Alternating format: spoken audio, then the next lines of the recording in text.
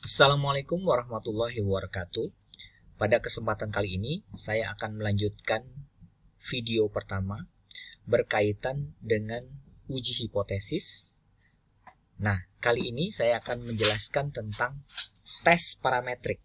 Ya, jadi uji hipotesis itu kan ada dua, ada parametrik dan non parametrik. Nah, untuk kali ini saya akan menjelaskan tentang tes parametrik khusus untuk uji dua sampel, di mana dari uji dua sampel itu yang berkenaan dengan dependent sample, metode yang dipergunakan adalah paired sample t-test. Jadi paired sample t-test ini masuk ke dalam kategori dependent sample untuk uji dua sampel dan merupakan bagian dari tes parametrik. Sumber yang saya peroleh, saya dapat dari buku Statistika untuk Penelitian, karya dari V. Wiratna Sujarweni dan Poli Endrayanto, Graha Ilmu, yang diterbitkan pada tahun 2011. Nah, jadi yang akan saya jelaskan ini berkenaan dengan paired sample t-test yang merupakan bagian dari uji dua sampel, di mana uji dua sampel tersebut yang saling berhubungan atau two dependent sample. Nah, di mana paired sample t-test ini merupakan salah satu bagian dari contoh tes parametrik.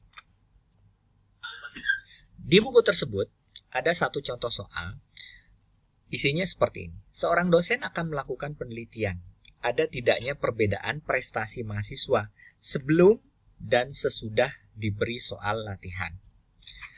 Berdasarkan tabel 15, mahasiswa yang dipilih secara random diketahui bahwa prestasi mahasiswa sebelum dan sesudah diberi soal pelatihan adalah sebagai berikut. Mahasiswa yang dipilih ada 15 orang. Oleh sebab itu di sini ada responden, mahasiswa 1, berikutnya terus sampai mahasiswa ke-15. Sementara di sini ada variabel X1. X1 itu adalah nilai sebelum mahasiswa diberi latihan. X2 adalah nilai setelah mahasiswa diberi latihan. Nilai kepada mahasiswa yang telah diberi latihan untuk mahasiswa yang pertama adalah 75, sementara mahasiswa pertama yang akan memperoleh nilai 85 apabila dia telah diberi soal latihan. Tentunya ada perbedaan. Kita lihat. Oke, sampai mahasiswa yang ke-15. Jadi mahasiswa yang ke-15 ini sebelum latihan atau diberi latihan nilainya 45. Tetapi setelah diberi pelatihan nilainya adalah 65.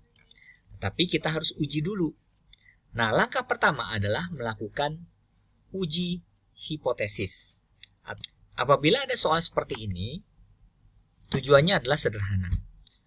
Hanya untuk melihat apakah ada perbedaan antara prestasi mahasiswa yang sudah diberikan soal latihan atau dengan prestasi mahasiswa yang belum diberikan soal latihan. Dari soal ini, taraf nyata yang digunakan atau signifikan levelnya itu adalah 5%. Jadi kita cek ya, ada nggak sih perbedaan antara mahasiswa yang diberi latihan dan yang telah diberi latihan, atau yang tidak diberi latihan dan yang telah diberi latihan. Langkah pertama, kita tentukan hipotesis. Di mana hipotesis itu ada dua. Yang pertama adalah H0, kemudian yang berikutnya adalah HA atau H1. H0 itu biasanya mu1 sama dengan mu2. Rata-rata 1 atau rataan 1 itu sama dengan rataan 2. Di sini hipotesisnya adalah menyatakan tidak terdapat perbedaan prestasi mahasiswa sebelum dan sesudah diberi soal latihan. Ya. Jadi kalau H0 diterima, berarti mahasiswa tersebut tidak ada perbedaan prestasi. Apakah dia sudah diberi soal latihan atau belum diberi soal latihan. Kemudian HA atau sering juga disebut H1. Itu mu1 tidak sama dengan mu2 atau rataan 1 tidak sama dengan rataan 2. Di sini menyatakan terdapat perbedaan prestasi mahasiswa sebelum dan sesudah diberi soal latihan. Artinya apa? Kalau HA diterima, maka ternyata ada perbedaan prestasi mahasiswa sebelum dan sesudah diberi soal. Langkah 2, menentukan taraf nyata atau alfa. Nah, taraf nyata alfanya di sini tadi sudah diketahui 5%. Kemudian langkah yang ketiga, kita menentukan kriteria keputusan berdasarkan daerahnya. Nah, daerah diterima H0 dan HA. Oke, kita gambarkan di sini H0 dan HA-nya. Jadi kalau kita gambarkan daerahnya seperti ini. Nah, titik-titik putus di sini yang di tengah itu adalah titik di mana mu1 sama dengan mu2. Kemudian di sini ada dua batas. Ya. Di manakah daerah H0 diterima? Daerah H0 diterima adalah di daerah sini. Sementara di manakah daerah HA atau H1 diterima? Itu adalah dua daerah, ada di daerah sini dan ada di daerah sini. Berarti yang di tengah sini itu adalah apabila H0 diterima. Apa yang disebut dengan H0 diterima? H0 diterima kalau ternyata hipotesisnya adalah tidak ada perbedaan prestasi mahasiswa sebelum dan sesudah diberi soal latihan. Nah, dari mana angka 1,701 dan min 1,701? Angka tersebut didapat dari tabel distribusi T. Bagaimana cara melihat tabel distribusi T? Caranya adalah mudah, dengan menggunakan formulasi ini. Di mana DF itu sama dengan N pangkat 1 ditambah N pangkat 2 dikurangi 2. N itu adalah jumlah populasi. Nah, berapakah jumlah populasinya?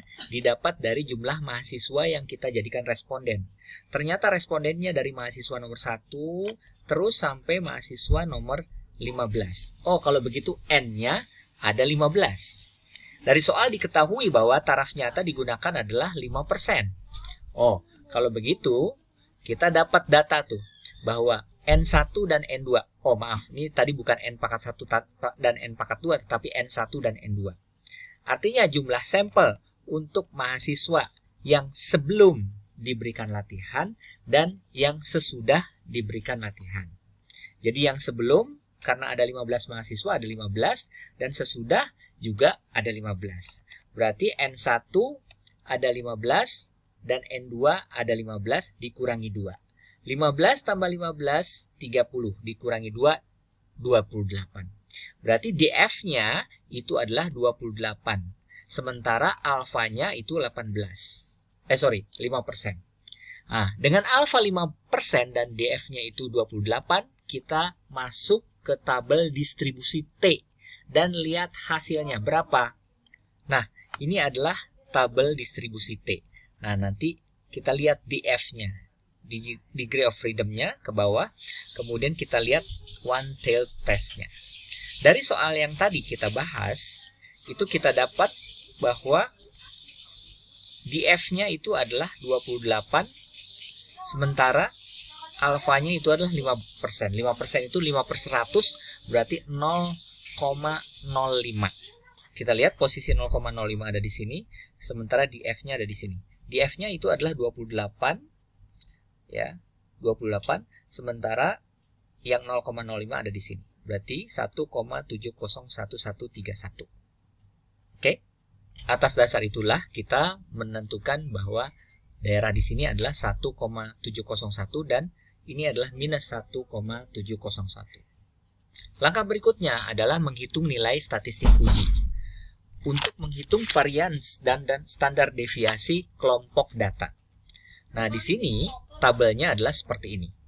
Di sini adalah responden. Ya, mahasiswa 1 sampai 15. Kemudian di sini ada X1 ya.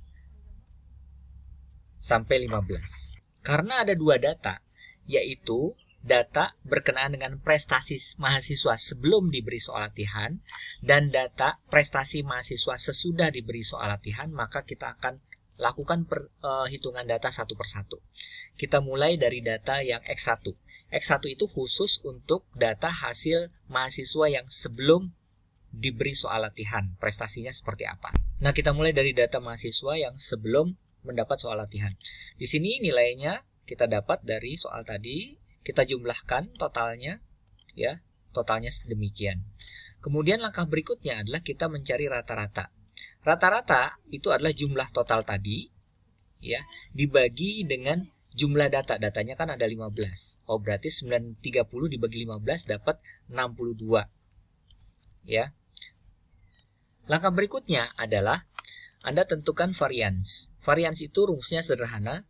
75 dikurangi rata-rata tadi yang 62 ya. Kemudian dapat hasilnya 13. Anda lakukan untuk mahasiswa yang pertama sampai mahasiswa yang ke-15. Berikutnya adalah varians kuadrat. Varians kuadrat itu sederhana. Ini ya yang sebelumnya dipangkatkan 2, dapat 169.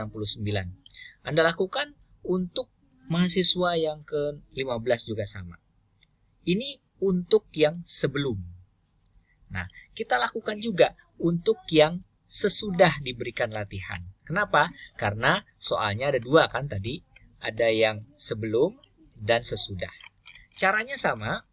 Untuk yang sesudah juga Anda totalkan mulai dari mahasiswa pertama sampai mahasiswa 15. Kemudian setelah ditotalkan Anda rata-ratakan. Ya, Anda tambahkan dibagi dengan jumlah datanya ada 15. Didapat 80. Sehingga kita dapat 80.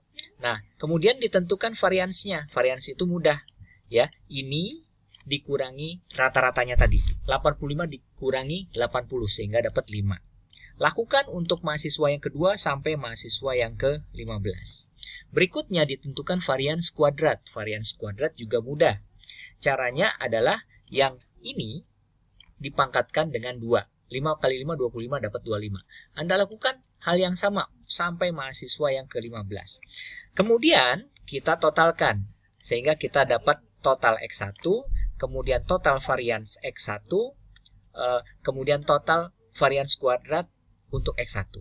Nah, ini juga kita dapatkan yang sesudah. Ya, sesudah mendapatkan rating, yaitu total X2, kemudian di sini ada total varians X2, kemudian di sini adalah total varians kuadrat X2. Baik, langkah berikutnya adalah kita menentukan S pangkat 2. S pangkat 2 itu mudah, ya. Sigma X1 dikurangi X bar pangkat 2 per N-1. Nah, sigma X1 dikurangi X bar untuk yang sebelum, itu kita sudah dapatkan dari perhitungan yang tadi, yaitu 1290, ya.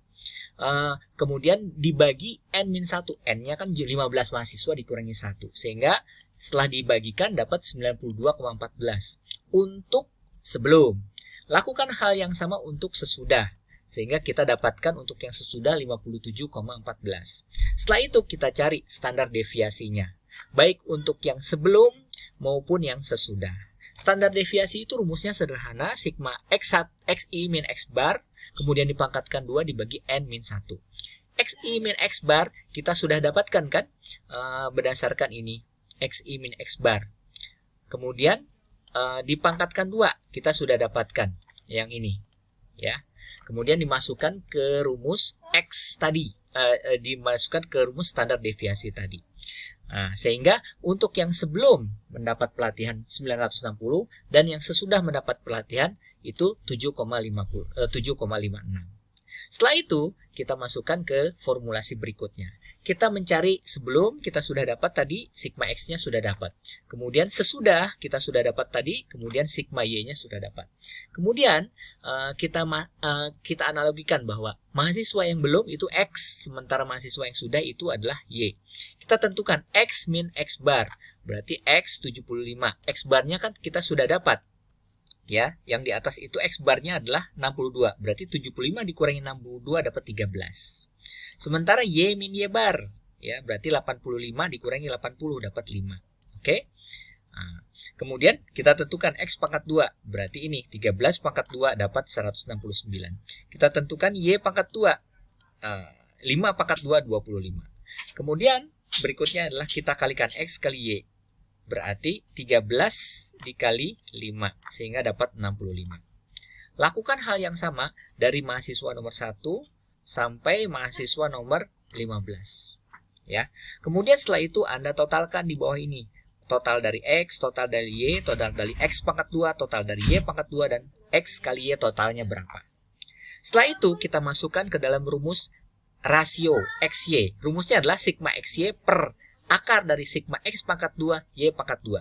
Sigma XY ini sigma XY. Sigma X pangkat 2 ini, kemudian sigma Y pangkat 2 ini. Sehingga diperoleh R-nya 0,8367. Setelah itu masukkan, tentukan T-nya. Ini formulasi T, dimasukkan dengan variabelnya, sehingga diperoleh T-nya itu adalah minus 1314. Nah, ini R-nya. Sigma XY peroleh dari sini